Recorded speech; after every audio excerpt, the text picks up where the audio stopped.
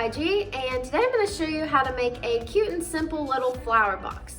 This can go on a windowsill, it could be used as a centerpiece, as decoration on your desk, pretty much for anything and anywhere you'd like it. So I hope you enjoy this video and let's get started. First, let's gather all of our materials. You will need a wood stain, I'm using special walnut. You'll need a wood finish, an old rag. You'll need some sandpaper, I'm using 120 grit. You'll need a hammer. Finish nails, I'm using 1.5 inch. You'll also need wood glue and a pencil. You'll need a tape measure. And then you'll also need some wood clamps, at least 2 of them. And most importantly, you'll need your wood. I started with a 1x4 by 8 foot board, cut into 3 2-foot pieces and then 2 5-inch pieces for the ends. I'm now going to demonstrate how to cut wood using a compound saw. If you don't have a compound saw, then most hardware stores will cut your wood for free, and so you can go ahead and skip this step. First things first, if you have any knots like this at the ends of your wood, go ahead and cut those off because these will be harder to get your nails through, and sometimes it's good to just cut the ends off anyway since they're usually a little raggedy. Next, you'll want to measure out 2 feet with your tape measure and mark that with a pencil. Next, you'll want to use a straight edge tool and line it up with that 2-foot mark you made and draw a solid line down. This will make it easier to know where to cut with the saw. Before you start cutting, you'll want to make sure that that saw blade lines up with your pencil mark.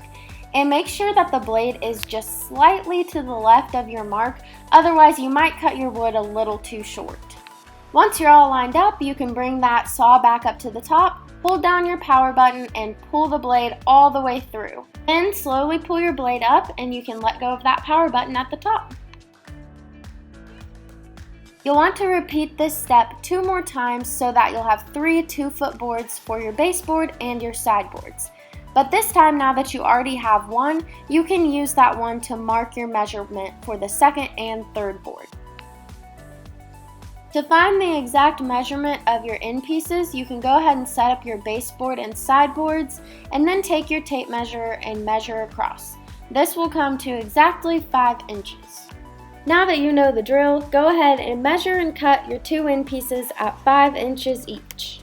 Alright, now let's get started. I'm first going to put a lot of my supplies into my DIYG tool belt so that they're easily accessible. First, let's break out our wood boards and sandpaper. And now it's time to sand down our wood boards.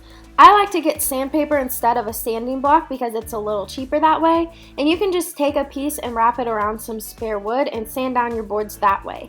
Make sure that you get the surfaces and get the edges really well to make sure that they're smooth.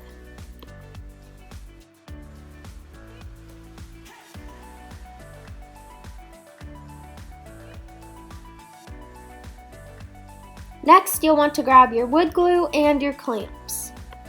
First, you'll want to grab one of your sideboards, shake up your glue, and then create a dotted line on the edge of that board. Make sure you don't use too much glue, otherwise it's just going to spill out along the sides. Next, you'll want to place your baseboard on top of that side piece to create a 90-degree angle. Once you're all lined up, you can take your clamps and place one at each end of the boards to hold them together. Now let's grab our tape measure and pencil. Now we need to measure and mark exactly where we're going to hammer in our nails. So take your tape measure across your sideboard and we're going to mark every 3 inches, about 1/2 inch from the bottom. We're placing these nails in the sideboard to connect it and hold it together with our baseboard. And the baseboard is only 1 inch thick, so that is why you want to make sure you're placing your nails pretty much exactly 1/2 inch from the bottom to avoid either splitting the wood or missing your baseboard with the nail completely. Now you will need your hammer and your nails. Now it's time to hammer and nails on those 3-inch marks you made. Try your best to hammer as straight as you possibly can, because going in at an angle is another way you can split the wood.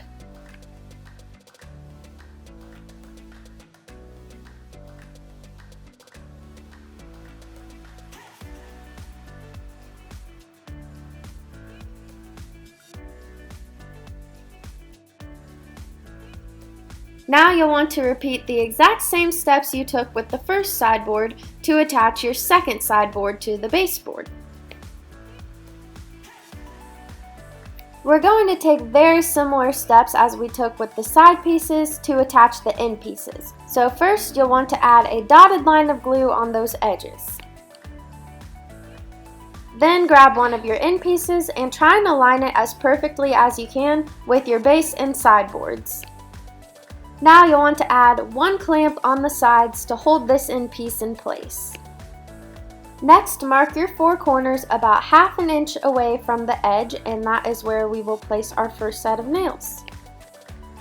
Now that you have your marks, hammer your 4 nails into the corners. And again, try and hammer as straight as you possibly can. It never hurts to have a little extra support, so go ahead and measure across each corner and make a halfway mark. And then just hammer your nails in on those marks. Now you'll repeat the same steps you took with that last end piece to attach your final piece of your box. Now it's time to grab your old rag and your wood stain. You'll want to dip your rag in the stain and then apply it all across your box. Make sure you don't miss any spots, and then once you're done, set it out to dry, and you can wait for a couple hours and apply another layer if you'd like your stain to be darker, or wait for it to dry and then apply your finish.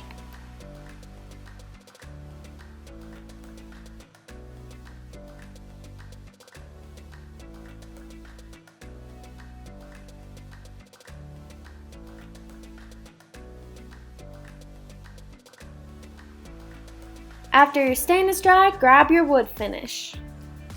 I'm using a spray rather than a liquid because it's a little easier to apply, and so what you want to do is shake it up and then spray all around your box. Make sure you get all of the sides and edges so that everything's protected. Normally you could hold your spray can back a little farther than I am, but it's very windy today, so I'm having to hold it very close to my box in order to keep the spray from going everywhere but the box. And once you've applied your finish, set the box out to dry once again. If you're going to be placing real plants inside of your box, you'll probably want to create a couple drainage holes. I am using a 1/4 inch bit to create 3 drainage holes. So first you'll want to measure across your box and create a mark halfway in the middle. Then you can take your tape measure and place it at the halfway mark, and then create your second halfway mark. And do that once again for the other side. And now use your drill to create your 3 drainage holes on those marks you made. And try your best to keep your drill straight as you go through the wood.